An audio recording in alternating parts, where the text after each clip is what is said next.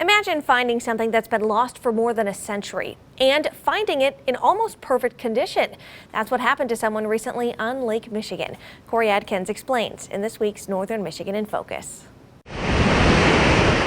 It's what you call a shipwreck graveyard. I mean, there's still many undiscovered wrecks out there, and many have been discovered, and they just litter the bottom. These days, it's considered one of the most beautiful places on the planet. But in the Great Day of Sail, this is where loss happened. Author and shipwreck hunter Ross Richardson was out looking for wrecks in 2018 and came across a sonar image that shocked him. It's probably one of the best preserved shipwrecks on the planet, especially from the 1800s. This is literally, you could raise it and sail it away. It's in beautiful shape. I mean, it went down. We've never seen a shipwreck in this great shape. They discovered the W.C. Kimball that sank in May of 1891 off the Manitou Islands. It was found almost perfectly preserved more than 300 feet below the surface of Lake Michigan. Even though the more than 90-foot masts are still standing proudly, one of the only things gone are the sails. Well, it's like the sails rotted away and all the sail hardware is right on the deck where you'd expect it. The hatches are in place. The 65-foot schooner was home to a captain and 3 crew. Sadly, the lifeboat never got used.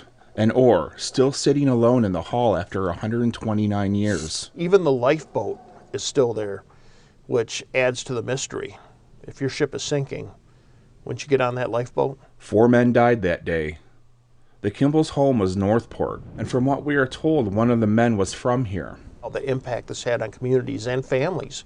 Even generations later, they hear the stories of how an uncle or a grandfather, somebody disappeared out on the lakes. It does mean something. That's why Ross is partnering with the Grand Traverse Lighthouse Museum on February 19th for a special program exploring the W.C. Kimball Manitou Mysteries Shipwreck Adventure. And the money raised is going to something very cool at the Grand Traverse Lighthouse Museum. Based upon Ross's newly discovered shipwreck, which is amazing, we are partnering with him to do a program at the Milliken Auditorium at the Denos Museum here in Traverse City on February 19th, which is a Wednesday night at 7 p.m.